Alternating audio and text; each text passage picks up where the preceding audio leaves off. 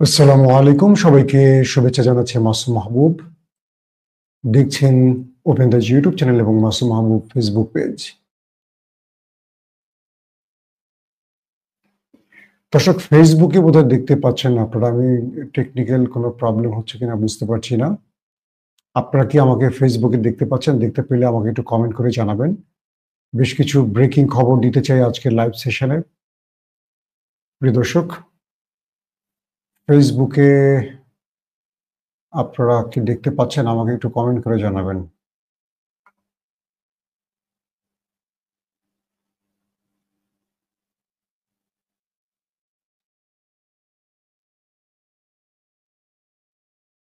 দর্শক, আজকে আমি কথা বলতে চাই গুরুত্বপূর্ণ দুটো ইস্যুতে। একটি হলো পাকিস্তানের ইমরান খান প্রসঙ্গ, অন্যটি হলো ইরান তার নতুন এক মিসাইল বিশ্বকে আবারও অবাক করে দিয়েছে। পাশাপাশি ইউক্রেন রাশিয়াতে ব্যাপক আক্রমণ করেছে। দর্শক, ফেসবুকে আপনারা দেখতে পাচ্ছেন না, একটা টেকনিক্যাল সমস্যা যাচ্ছে বোধহয়। তো যে খবরগুলো আমাদের কাছে এসছে, প্রথমে কয়েকটা গুরুত্বপূর্ণ সংবাদ আগে একটু হালকা করে জানিয়ে রাখি।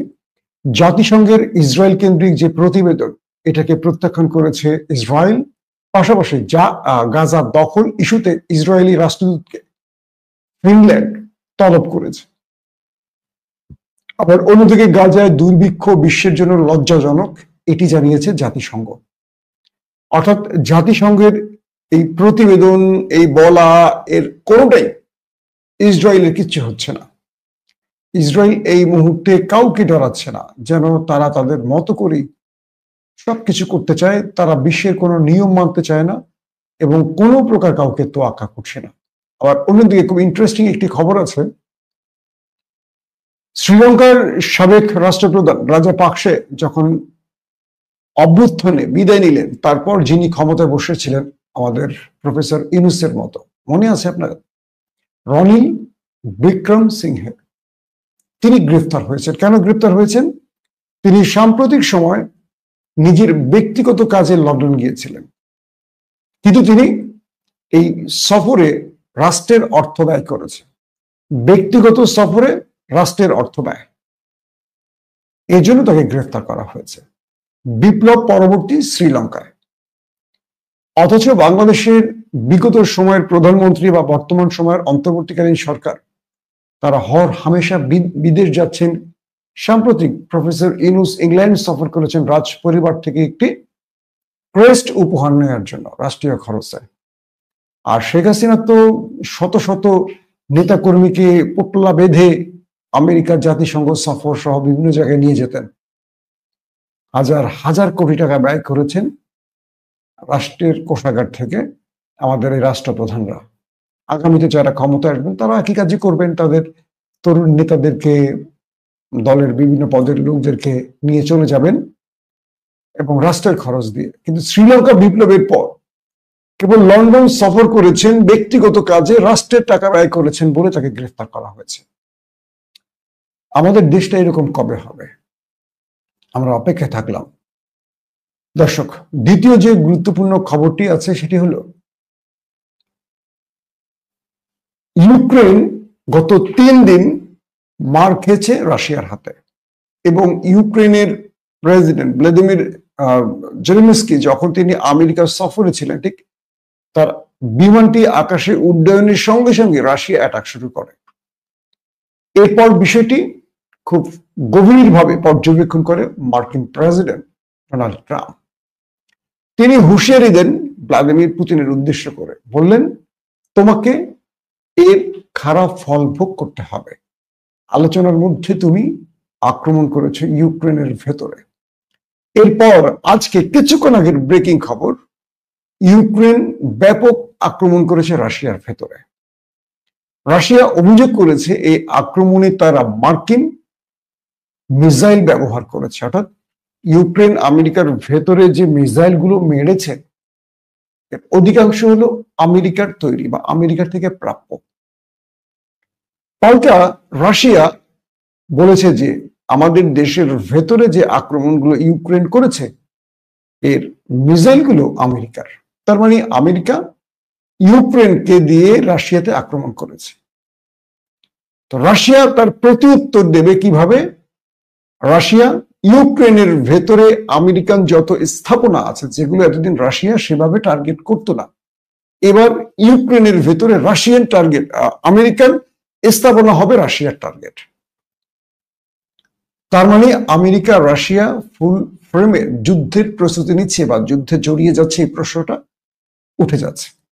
একদিকে ডোনাল্ড ট্রাম্প রাশিয়াকে হুমকি দিচ্ছেন, অন্যদিকে আমেরিকার মিসাইল দিয়ে ইউক্রেন রাশিয়াতে আক্রমণ করছে। আবার রাশিয়া বলছে যে এবার আমাদের মার্কিন লক্ষ্যবস্তু আমাদের টার্গেট হবে। এই পরিস্থিতিতে অনেক রকম হিসেব নিকেশ শুরু হয়ে গেছে। একদিকে রাশিয়া চেয়েছিল এই বৈঠকের মধ্যে চাপ প্রয়োগ করে জেলেনস্কিকে শর্ত মানতে রাজি করবে, আর অন্যদিকে আমেরিকা সেই সুযোগটি পেয়েও কৌশলগত একটা নতুন ইউটার্ন নিয়েছে।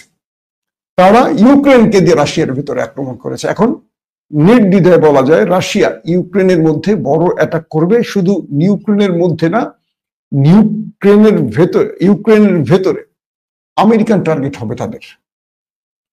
ইতিমধ্যে বলা হচ্ছে যে রাশিয়া ইউক্রেনের কয়েকটি আক্রমণ করেছে, সেই আক্রমণে মার্কিন কয়েকটি টার্গেট আক্রান্ত হয়েছে। ইউক্রেনের ভেতরে ন্যাটো কিংবা মার্কিনিরা যে অস্ত্র দিচ্ছে, যেগুলোকে ইউক্রেন খুব গোপনীয়তার সাথে স্টোরে রাখছে, সেই স্টোরগুলোকে রাশিয়া টার্গেট করছে। এবং আমরা বলতে পারি শেষ পর্যন্ত ফুল ফ্রেমে আবারও জড়িয়ে যাচ্ছে আমেরিকা রাশিয়া। যেটা বলেছিলাম যে শান্তির চেয়ে অশান্তি বেশি লাগবে সামনের দিনগুলোতে, সেটাই আমরা দেখতে পাচ্ছি। দ্বিতীয় যে বিষয়টি, সেটি হলো ইরান। আজ ইরান এমন একটি মিসাইল পরীক্ষা চালানো যেটি ইসরায়েল কল্পনা করেনি বা আমেরিকা কল্পনা করেনি। সিজিল মিসাইলের কথা বলেছিলাম, আপনাদের মনে আছে? যেটা 12 দিনের যুদ্ধে শেষ সময় ব্যবহার করেছিল ইরান দখলদারদের বিরুদ্ধে। তো সেই সিজিলকে আমরা যদি ডেঞ্জার বলি, তার চেয়ে কয়েক গুণ বেশি বিপজ্জনক মিসাইল এবার তৈরি করেছে ইরান, আর তার নাম দিয়েছে কি? আখিরুজ্জামান। আখিরুজ্জামান বুঝতে পারছেন? অর্থাৎ এটাই শেষ বা শেষ জামানা, আমরা যেটাকে আখিরি জামান বলি, কিন্তু এটাকে বলা হয়েছে এটা শেষ আক্রমণ, বা এটা যাদের জন্য মারবে তাদের জন্য খেলা শেষ, তারা আখিরি জামানায় পৌঁছে যাবে। তো এই আখিরুজ্জামান নামের মিসাইলটি ইরান বলছে যে তাদের ঝুড়িতে থাকা সবচেয়ে বিপজ্জনক মিসাইল, যার পরীক্ষা আজকে চালিয়েছে। ইরান যখন এই মিসাইলটি পরীক্ষা চালায় তখন তাদের এয়ার স্পেস বন্ধ করে দেওয়া হয়, পুরো এয়ার স্পেস বন্ধ করে দেওয়া হয়। এবং ইরানের এই মিসাইলটি যখন আকাশে উঠছিল পরীক্ষামূলক, পুরো ইসরায়েলের ভিতরে সাইরেন বেজে ওঠে। লাখো দখলদাররা মাটির নিচে শেল্টার জোনে চলে যায় এবং একটি বার্তা পৌঁছে যায় যে বিপদ আসছে। ইরান বলছে যে আমরা আমাদের এই মিসাইল দিয়ে শত্রুকে, আমরা যে মিসাইলগুলো ব্যবহার করেছি পূর্বে দখলদারদের বিরুদ্ধে, এটা তার চেয়ে বহুগুণ বেশি শক্তিশালী মিসাইল, এবং এটি যে শত্রুর টার্গেটে অ্যাটাক করবে সেই শত্রুর আশপাশ পুরো অঞ্চলটাই মোটামুটি ধ্বংসলীলা চালাবে। সিজিল মিসাইলের কথা মনে আছে? ওই যে যখন যায় পেছন থেকে এটা ধোঁটাকে একটা স্টাইল, মানে আকাশে একটা নতুন গ্রাফিক্স ডিজাইনের মতো ডিজাইন তৈরি করে, এবং এটা ব্লাস্ট হলে এটার ভেতর থেকে অ্যানাদার ডিভাইস বা বিস্ফোরক বেরিয়ে বিচ্ছিন্নভাবে কয়েকটা অঞ্চলকে, কয়েকটা ভবনকে ধ্বংস করে ফেলে। তার চেয়েও বেশি বিপজ্জনক হবে এই আখিরুজ্জামান। যখন ইরান এটা পরীক্ষা চালালো, এটা নিয়ে গবেষণা শুরু করলো দখলদার এবং বিশ্বমরণ। তারা এটার ক্ষমতা সম্পর্কে যেটুকু ওয়াকিবহাল হয়েছে তাতে করে তাদের কপালে ভাঁজ পড়ে গেছে। কি করছে ইরান? মূলত চাইছেটা কি? একদিকে দখলদাররা যুদ্ধের হুমকি দিচ্ছে প্রতিদিন ইরানকে, আর ইরান তার ঝুড়ি থেকে নতুন নতুন উদ্ভাবিত অস্ত্র পৃথিবীকে দেখাচ্ছে। বলা হচ্ছে এবার ইরান দুটো পলিসি গ্রহণ করতে পারে। এক, এতদিন দখলদাররা ইরানের টার্গেট করলে ইরান প্রতিঘাত করত, পাল্টা জবাব দিত। এবার ইরান নিজেই প্রথম আক্রমণ করতে পারে। অর্থাৎ ইন্টেলিজেন্স তথ্যগুলো, আমেরিকান এবং ইসরায়েলের গোয়েন্দা তথ্য বলছে ইরান নিজেই দখলদার দেশে এবার আক্রমণ নিজেই শুরুটা করতে পারে, বা তারাই আগে আক্রমণটা করতে পারে। ঠিক সেভাবে ইরান প্রস্তুতি নিচ্ছে। এবং যে মিসাইলগুলো ইরান ব্যবহার করেছে দখলদারদের বিরুদ্ধে, যেগুলো সফল হয়েছে, এগুলোর উৎপাদন ইরান বাড়িয়ে দিয়েছে ব্যাপক আকারে। ইরানে রাত দিন 24 ঘন্টা এখন মিসাইল তৈরির কাজ চলছে। এই মিসাইলগুলো পৃথিবীর কোনো দেশে বিক্রির জন্য নয়, এগুলো কেবল একটি দেশ বা দুটো দেশ, আমেরিকা ভার্সেস ইসরায়েল, এই দুটো দেশকে টার্গেট করে ইরান তার এই রণ প্রস্তুতি তৈরি করছে। এবং বলা হচ্ছে যে ইরান নিজেই প্রথম আক্রমণটা করতে পারে। এবং ইরান যে প্রস্তুতি নিচ্ছে, ইরানের যে তথ্যগুলো আসছে, সেটা হলো গত যুদ্ধটা যে 12 দিনের ছিল, ইরান এবার 12 দিন নয়, একটা লম্বা যুদ্ধের প্রস্তুতি নিচ্ছে ইরান।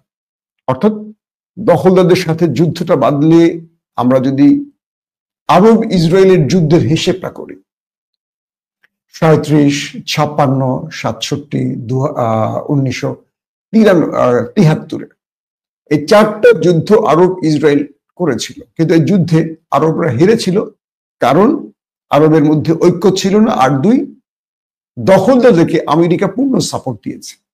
ইরান জানে যে এই দখলদার শক্তিকে পরাজিত করতে গেলে আমেরিকা পূর্ণ শক্তি নিয়ে নামবে। তার মানে আমেরিকার বিরুদ্ধেও তারা দাঁড়াতে হবে। এই প্রস্তুতি ইরান মাথায় রেখে তার রণকৌশল তৈরি করছে, তার সামরিক অস্ত্র তৈরি, বা কি পরিমাণ অস্ত্র লাগবে, কত মেয়াদে যুদ্ধ চলবে, কত বছর চলবে, এই পুরো প্রস্তুতি নিয়ে ইরান কাজ করছে। এবং আন্তর্জাতিক ইন্টেলিজেন্স গুলো, অর্থাৎ আমেরিকা ইসরায়েলের গোয়েন্দারা বলছে ইরান নিজেই আক্রমণটা শুরু করতে পারে। তো এই হিসেব কষে ইরানের অবস্থা এখন একটা জায়গায় তৈরি হয়েছে। এদিকে মুসাইলামা কাজ্জাবির দেশ সৌদি আরব, তারা ভেতরে ভেতরে গ্রেটার ইসরায়েলের বিরুদ্ধে সোচ্চার হলেও সৌদি রাজ পরিবার কোন একটা হিসাব নিকাশ তৈরি করছে। আমি একটু, যেহেতু এই নামটা বলেই ফেলেছি, একটু হিস্টোরি আপনাদের বলতেই হয়। মাঝে মাঝে বলেছি আপনাদের কিছু স্টোরি জানাবো, যেগুলো আপনাদের জানার জন্য খুব উদ্গ্রীব বা আপনাদের জানার জরুরি। মুসাইলামা কাজ্জাবি কে জানেন? ভণ্ড নবী, প্রথম ভণ্ড নবী। রাসূল করিম সাল্লাল্লাহু আলাইহি সাল্লামের ওফাতের আগ মুহূর্তে আরবের খুব সম্ভ্রান্ত ধনী একটি গোত্র বানু হানিফা, এই বানু হানিফা গোত্র, তার সেই গোত্র থেকে একজন ব্যক্তির নাম হলো মুসাইলামা কাজ্জাবি, নিজেকে নবী দাবি করেন। তো তিনি তার গোত্রের কাছে বলেন যে আমি আল্লাহ রাসূল, অথচ তখন একজন রাসূল আছেন, মুহাম্মদ সাল্লাল্লাহু আলাইহি ওয়াসাল্লাম। তো তিনি তার গোত্রের লোকজনকে নিয়ে চলে গেলেন আল্লাহ রাসূলের কাছে, গিয়ে বললেন, মুহাম্মদ, আমি ইসলাম গ্রহণ করতে পারি যদি তুমি আমার একটা শর্ত মানো। কি? তোমার পাশাপাশি আমাকেও তুমি রাসূল বানাবা। তুমি যেহেতু রাসূল আছো, আমিও রাসূল হব, দুইজনই আমরা রাসূল, পুরো পৃথিবীর অর্ধেক তোমার অর্ধেক আমার। বাবা, কি সুন্দর প্রস্তাব! বুঝতে পারছেন? শেখ হাসিনাকে এই প্রস্তাবটা কেউ যদি দিত, তুমি অর্ধেক প্রধানমন্ত্রী, আমি অর্ধেক প্রধানমন্ত্রী, কি হইতো? যেটা শেখ মুজিব চাইছিলেন, পূর্ব পাকিস্তান কি পশ্চিম পাকিস্তান আর পূর্ব বাংলা, একটা পাবে শেখ মুজিব, একটা পাবে ভুট্টো। কিন্তু শেষ পর্যন্ত পাক সেনারা আকাম করে দেশটা ভেঙে ফেলছে। এটা হলো আওয়ামী লীগের হিসেব। রাসূল সাল্লাল্লাহু আলাইহি ওয়াসাল্লাম বললেন, কাযযাব, তুমি ওই যে খেজুর গাছটা দেখতে পাচ্ছ? হ্যাঁ, দেখতে পাচ্ছি। তো সেই খেজুর গাছ থেকে তুমি যদি আমার কাছ থেকে এক টুকরো খেজুর চাও, তাও আমি তোমাকে দেব না। তুমি ইসলাম গ্রহণ করবে যদি তোমাকে আমি রাসূল বানাই। রাসূল কি আমি বানাই? রাসূল তো মানে আমার সৃষ্টিকর্তা, যিনি আমাকে পাঠিয়েছেন। তুমি রাসূল হইলে ইসলাম গ্রহণ করবা। তোমার এই প্রস্তাবের বিপরীতে আমি তোমাকে বলছি, অর্ধ পৃথিবী নয়, তোমাকে একটা খেজুরও আমি দিতে রাজি না, তুমি যাও। মুসাইলামা কাজ্জাবি ফিরে গেলেন বনু হানিফা গোত্রে। গিয়ে সবাইকে গিয়ে বললেন আমি আল্লাহ রাসূল হয়ে গেছি, মক্কার রাসূল মুহাম্মদের সাথে আমার দেখা, তিনি আমাকে রাসূল পদবি দিয়ে দিয়েছেন, এখন থেকে তিনি অর্ধেক আর আমি অর্ধেক পৃথিবী চালাবো। অর্থাৎ তিনি এসে মিথ্যাচার করলেন। এই খবর ছড়িয়ে পড়লো আস্তে আস্তে। এরপরে পরবর্তীতে তারা যখন তাদেরকে রাসূল সাল্লাল্লাহু আলাইহি সাল্লামের সাহাবীরা মানে মানতে রাজি না, একটা পর্যায়ে রাসূলের ওফাত হয়ে যায়, আবু বকরের সময়টা চলে আসে। আবু বকর খালিদ বিন ওয়ালিদকে পাঠায়, মুসাইলামা কাযযাবীরে সাইজ করো, যাও। বলা আছে যে 13 থেকে 16,000 সেনা নিয়ে খালিদ বিন ওয়ালিদ চলে যান মুসাইলামা কাযযাবীরে ধরার জন্য। তো 11টা ব্রিগেডে ভাগ হয় এই অল্প সেনারা, মানে খালিদ বিন ওয়ালিদের এই সেনারা 11টা ব্রিগেড ভাগ করে, 13 থেকে 16,000। আর মুসাইলামা কাযযাবীর ছিল 40,000 সেনা। দেখেন, ভণ্ড নবীর 40,000 আর মূল নবীর সর্বোচ্চ 15,000 সেনা ধরেন। খালিদ বিন ওয়ালিদ প্রথমে একজন সাহাবীকে পাঠান তার নেতৃত্বে। ওদের বনু হানিফা গোত্রগুলোর অনেকগুলো ভাগ ছিল, ধরেন এখানে একটা ব্লক, এখানে, মানে ওরাও এরকম অনেকগুলো ব্রিগেড বানিয়েছে। তো একে একে একে একে একে এরা বিভিন্ন ভাগে চলে যায়। তারপরে যখন দেখে যে কাযযাবীরা আর মারা যাচ্ছে না, ওদের সেনা অনেক না, 40,000, মুসলমানরা ওদের সাথে পেরে উঠছে না, তখন খালিদ বিন ওয়ালিদ নিজেই নামেন একা আগে, পেছনে তার বাহিনী। তো ওই সময় খালিদ বিন ওয়ালিদের সাথে থাকা মুসলিম সেনারা বলেন যে 40,000-এর সাথে আমরা কি করে পারবো। তো খালিদ বিন ওয়ালিদ যখন দেখলেন যে মুসলমানদের মনোবল ভেঙে গেছে, তারা পিছনে হটে যাচ্ছে কাযযাবের ভয়ে, তখন তিনি দুজন সাহাবীকে সঙ্গে নিয়ে নিজে সামনে মুভ করলেন। করে তিনি সমানে কচু কাটা শুরু করলেন। প্রায় 700 সাহাবী মারা গেছে। এটাকে বলে বোধহয় ইয়ামা যুদ্ধ। তো এই কাযযাবের সাথে লড়াই চলছে। মুসাইলামা কাযযাব যখন বুঝলেন যে মুসলমানদের সাথে আর পেরে উঠবেন না, তিনি পালানো শুরু করছেন। আপনার মনে আছে যে ওই যে হিন্দা ওয়াসি নামে একজন ব্যক্তিকে ব্যবহার করেছিলেন হযরত হামজা রাদিয়াল্লাহু তাআলা আনহুকে হত্যার জন্য, রাসূলের প্রিয়, কি বলবো, চাচা। তাই তো না, চাচা নাকি? তথ্যটা কি ভুল করলাম? কমেন্ট করেন তো। তো হযরত হামজা রাদিয়াল্লাহু তাআলা আনহুকে যিনি হত্যা করেছিলেন সেই ওয়াসি, যিনি হিন্দার দ্বারা একটা বড়, এটা কি বলে যে দূর থেকে ছুঁড়ে মারে বল্লমের মতো। তো ওই ব্যক্তি রাসূল পরবর্তী ইসলাম গ্রহণ করেছিলেন। তো রাসূলের কাছে এসেছেন, এসে বলছেন যে ইয়া রাসূলুল্লাহ, আমি তো ইসলাম গ্রহণ করতে চাই। তো রাসূল সাল্লাল্লাহু আলাইহি ওয়াসাল্লাম তাকে ইসলাম ধর্মে আনলেন। বললেন, তুমি জীবনে কখনো আমার সামনে আসবে না, কারণ হযরত হামজাকে সে হত্যা করেছিল এই বল্লম দিয়ে। ইসলাম গ্রহণের পরই রাসূল সাল্লাল্লাহু আলাইহি ওয়াসাল্লাম বলছেন যে তুমি ইসলাম গ্রহণ করছো, ঠিক আছে, কিন্তু তুমি কখনো আমার সামনে এসো না, কারণ সেই সামনে আসলে হযরত হামজার তার কলিজা চিবিয়ে খেয়েছিল। এরকম ঘটনা আপনার পড়ছে না হিন্দার? এই ইতিহাস আমার মনে পড়ে। আমি সেই নিঃস্ব, তোমাকে দেখলে আমার মনে পড়বে তুমি আমার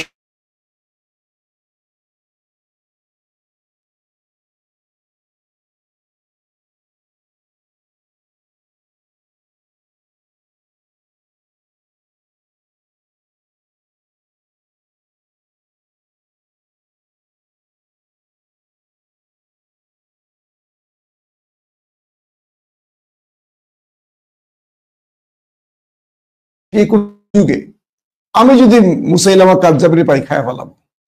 তো সবাই যুদ্ধ করতেছে, উনি যুদ্ধ করতেছে না, উনি শুধু বল্লম নিয়ে খুঁজতেছে মুসাইলামা কাযযাবী কোথায় আছে, বদমাইশ, নিচে গিয়ে নবী দাবি করছে আর কি। পরে দেখে যে বদমাইশ ঘোড়ায় করে দ্রুত পালাচ্ছে, দূর থেকে টার্গেট করে মারছে, একদম পিছন থেকে ঢুকে বুক দিয়ে বের হয়ে গেছে পচ করে। এরপরে ভণ্ড নবী ওপারে চলে গেছে। তো সেই ভণ্ড নবীর বনু উমাইয়া, বনু কি হানিফা গোত্র থেকে পরবর্তী সৌদির রাজ পরিবার আসছে।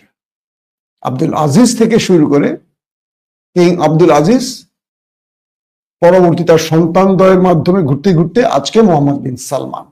এটা সেই ভণ্ড নবী মুসাইলামাল কাযযাবীর বনু হানিফা গোত্রের আজকে সৌদি রাজ পরিবার। ইতিহাসটা আপনারা মনে রাখবেন। আসেন, তো ইরানের আর দখলদারদের এই পরিস্থিতির মাঝে সৌদি আরব কিছুটা গুটি চালাচ্ছে, অর্থাৎ গ্রেটার ইসরায়েলের এই ষড়যন্ত্র মোকাবেলা। এটা নিয়ে আমি একটা এপিসোড এর আগে করেছি, আপনারা দেখে নিন। আসেন পাকিস্তান প্রসঙ্গে। পাকিস্তানে ইমরান খানের বোনের ছেলে আনিমা খানের ছেলেকে গ্রেফতার করেছে, কারণ কালকে ইমরান খানের ৮টি মামলায় জামিন হওয়ার পর পাকিস্তানিরা রাস্তায় নেমেছে আনন্দ প্রকাশে। যেহেতু ইস্টাবলিশমেন্ট বা সরকারের পরাজয় হয়েছে সুপ্রিম কোর্টের কারণে, রাগ সামলাতে না পেরে ইমরান খানের বোনের ছেলেকে গ্রেফতার করা হয়েছে। পাশাপাশি ইমরান খানের যে মুক্তির বিষয়টি, সেই বিষয়টিকে আরেকটু টাফ করার চেষ্টা করছে সরকার। অর্থাৎ আপনাদের অনেকেই প্রশ্ন ছিল যে ইমরান খানের তো জামিন হয়ে গেছে, তিনি কবে মুক্তি পেতে পারেন। বলা হচ্ছে যে ইমরান খানের আল কাদের ট্রাস্ট এবং তিনি যে সিরাতুন নবী সাল্লাল্লাহু আলাইহি সাল্লামের উপর একটি ইউনিভার্সিটি বানিয়েছিলেন, যেখানে রাসূল সাল্লাল্লাহু আলাইহি ওয়াসাল্লামের উপর গবেষণা হবে সিরাত নিয়ে, এই দুটো কাজের জন্য তার বিরুদ্ধে যে মামলা হয়েছে, আপাতত সেই দুটো মামলা থেকে গ্রেফতার দেখানো আছে। আল কাদের ট্রাস্ট এবং সিরাতুন নবী সাল্লাল্লাহু আলাইহি সাল্লামের উপর যে বিশ্ববিদ্যালয়, সেই দুটো মামলা এখন পর্যন্ত হাইকোর্টে পেন্ডিং আছে। অর্থাৎ হাইকোর্ট এই মামলাগুলোকে কার্যতালিকায় আনছে না। কার্যতালিকা এনে যদি কোনো শুনানির পর জামিন দেয় বা না দেয়, জামিন দিলে তো ভালো, না দিলে তারা সঙ্গে সঙ্গে সুপ্রিম কোর্টে চলে আসবে। আর সুপ্রিম কোর্টে আসলে হয়তো বিষয়টি এক সপ্তাহের মধ্যে একটা রেজাল্ট আসবে। কিন্তু হাইকোর্ট এই মামলাগুলোকে মানে মাসের পর মাস ফেলে রাখছে ডাস্ট বক্সে, তুলছে না। কারণ তুললেই তো একটা রায় দিতে হবে, আর হাইকোর্ট রায় দিলে তো সুপ্রিম কোর্ট এটাকে নিয়ে নেবে। এই জন্য হাইকোর্ট এটাকে পেন্ডিং রাখছে। এখন পিটিআর আইনজীবীরা চেষ্টা করছে যে কোনো ভাবে চাপ প্রয়োগ করে হলেও হাইকোর্টের কার্যতালিকা এনে জামিন হোক আর না হোক একটা রায় তারা চাচ্ছে, কারণ রায়টা হলে সুপ্রিম কোর্টে যেতে পারবে, তাছাড়া যেতে পারবে না। তো এটা হলো একটা ব্যাপার। আর সেকেন্ড যে বিষয়টি হলো, সেটি হলো আপনার কি বলে, ভারতকে আজকে আমেরিকা আবার থ্রেট দিয়েছে ইয়াতে, আপনার ওই যে কি বলে ট্যারিফ প্রসঙ্গে। তারা বলছে যে ভারত তাদের প্রয়োজনে তেল নিচ্ছে না, তারা রাশিয়া থেকে তেল নিচ্ছে, রিফাইন করে পৃথিবীতে বিক্রি করছে, অল্প টাকায় নিয়ে বেশি দামে বিক্রি করছে, তারা বাণিজ্য করছে। ভারত যেটা বলছে যে আমরা আমাদের কৃষকদের জন্য অল্প টাকায় তেল নিচ্ছি না, ভারত রাশিয়ার তেল পৃথিবীর বাজারে বিক্রি করে রাশিয়াকে লাভবান করছে, নিজে আরো বেশি লাভবান হচ্ছে। তো এটা বন্ধ যদি না করে ভারত, ভারতের উপর ট্যারিফ শীঘ্রই প্রয়োগ শুরু হয়ে যাবে। আর আগামীকালকে আসছেন বাংলাদেশে পাকিস্তানের উপপ্রধানমন্ত্রী ভার্সেস পররাষ্ট্রমন্ত্রী ইসাকদার, এবং 3 দিন সফর করবেন তিনি। বাংলাদেশের দ্বিপাক্ষিক অনেকগুলো বিষয় তাদের বাংলাদেশের সাথে চুক্তি সম্পাদিত হবে। বলা হচ্ছে প্রায় 30 বছর পর বাংলাদেশে এসছেন পাকিস্তানের এই লেভেলের কোন নেতা, অর্থাৎ উপপ্রধানমন্ত্রী বা পররাষ্ট্রমন্ত্রী, 30 বছর পর। তো দুই দেশের মধ্যে একটা নতুন সম্ভাবনার দ্বার খুলে যাচ্ছে, এমনটি আশা করা যাচ্ছে। দর্শক, বিদায় নিচ্ছি আজকের মতো। প্রত্যেকে ভালো থাকবেন। আল্লাহ হাফেজ।